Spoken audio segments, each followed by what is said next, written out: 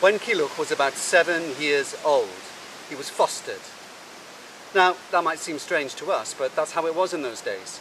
Often noble families would foster each other's children, and then the families, in theory at least, would be more friendly towards each other, and there'd be less fighting. So away he went. A couple of years after that, his mother got sick. Really sick. The doctors came, they couldn't do anything. Neither could the priests, neither could the magicians. And she went from bad to worse. And before long, everyone, including her, knew that soon she would die. She called Culhwch, her husband, to her and said, "I am not long for this world, and I know that you will want to remarry, as you should, for the sake of our kingdom and our son. However, there are women out there who will only be interested in your wealth and your power, not in your land, not in your son. So I will send you a sign from beyond the grave.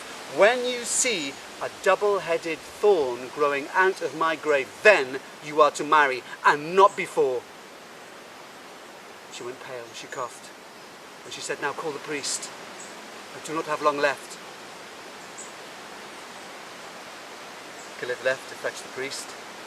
Shortly afterwards, the priest arrived, gently shut the door behind him, and sat on a little chair beside the dying woman. Her breathing was short and uncertain, and he started to give her the last rites. And then suddenly, with the last of her strength, she grabbed hold of his wrist and said, "This is something you must do for me. This is my dying wish. You must obey. Weed my grave so that nothing grows there." Her grip relaxed, her head fell back on the pillow, and the priest saw that she was dead.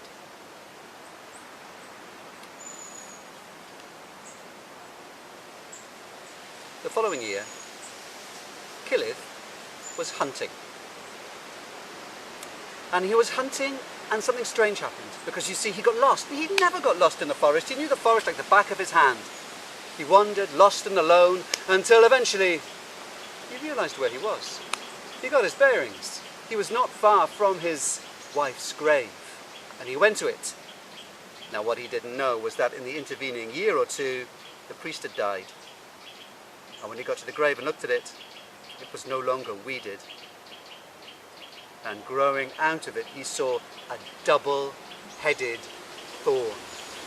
That was the sign. He went straight back to the palace and he called his advisors and said, "Who should I marry? I need a wife, and I need a wife soon." Well, they talked amongst each other for a while, and then they said, "We know just the woman for you. She is the wife of King Doghead." And then Culhwch said, "Yes, but what about King Doghead?" "Forget about King Doghead. He won't be a problem for long." They invaded the kingdom of Doghead. They killed him. They took his wife, his daughter, his land, his army, his cattle, his gold, his wealth, everything. And it became Culhwch's. Now, to begin with, his new wife was not best pleased.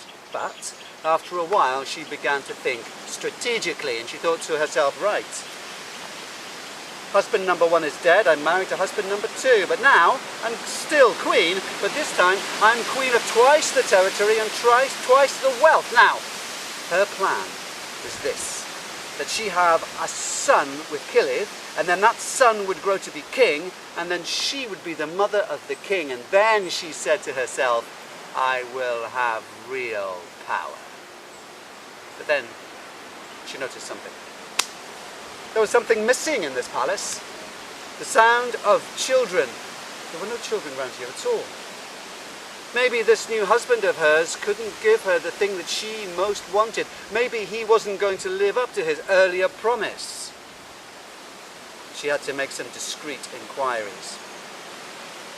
The next evening, just as it was getting dark, she walked down a little path that led down towards a stream. She crossed the stream over a rickety bridge. Beside the rickety bridge, an old cottage. An old wise woman lived there. She knocked on the little door, and a voice from inside said, "Come in." She opened the door. She went inside. It was dark, filthy, and stinking. "Sit down." So the queen came in, and she sat down on this rickety three-legged stool, and this old woman, Who was about 150 years old, stirred something in a pot and then said, "How can I help you?" I'm glad of your advice. Please, could you tell me, does this man, this king, this husband I've married, does he have any children? The old woman stared into the mixing glass, stared it, shook her head and said, "No. No children. No." The poor woman, the queen, she put her head in her hands and she wept. "Woe is me," she said. "What a fate, to be married away to a man who can't give me the thing I want most of all, a child, a son, a future king." And the old woman said, "Well, I wouldn't be too sure about that." And the queen says, "Well, what do you mean? You said he has no children." No children, no, but he does have a child. Well, the queen left the old woman and she went straight back to her husband and said, "Why have you hidden your son from me for so long?" And Culhwch says, "Well, if I have hidden him from you until now, I will hide him no longer." And Culhwch was sent for. He arrives at his father's court. He's about 14 years old. He's got no idea what's happening. The great doors of the court open and Culhwch wanders in. And there in a big chair is a woman he's never seen in his life before. And just to one side, a girl about his age, looking as angular and as awkward as he feels. And the woman says, "Culhwch, welcome. I am your stepmother. And I've got good news, because you, Culhwch, you're going to get married. And you shall marry my daughter." Now, there was nothing further from Culhwch's mind than getting married. And from somewhere inside him, the voice came, "No, I will not marry. It is not the time. I'm too young." And the queen eyed him and said, "Well then, Culhwch, if you refuse my daughter, you refuse all women, and I curse you now. This is my curse. You shall marry no woman in the world unless that woman be Olwen, the daughter of Ysbyddaden Ben-Cawr, the chief of all giants." She spat the curse out and it curled around the room and it sunk deep inside his body, and then he felt every bone, every sinew, every drop of blood twisting and turning in agony. Well, he was unconscious on the floor for a while. Finally, he got to his feet. He looked around and there was a man in front of him. He realized it was his father. He was about to fall again, but his father took him by the shoulders and he sat down on a bench. And his father said, "Culhwch, what happened?" He told the whole story. And Culhwch's father, said, "Very well. That is your curse, that is your fate, and you must live up to it. You can't do it on your own." "Culhwch," said his father, "remember who you are. On your mother's side, you were related to King Arthur himself. So this is my advice to you.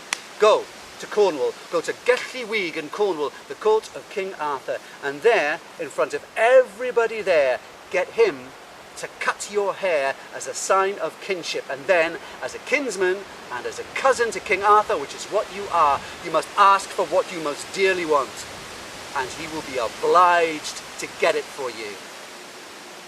If King Arthur can't get you Olwen, nobody can."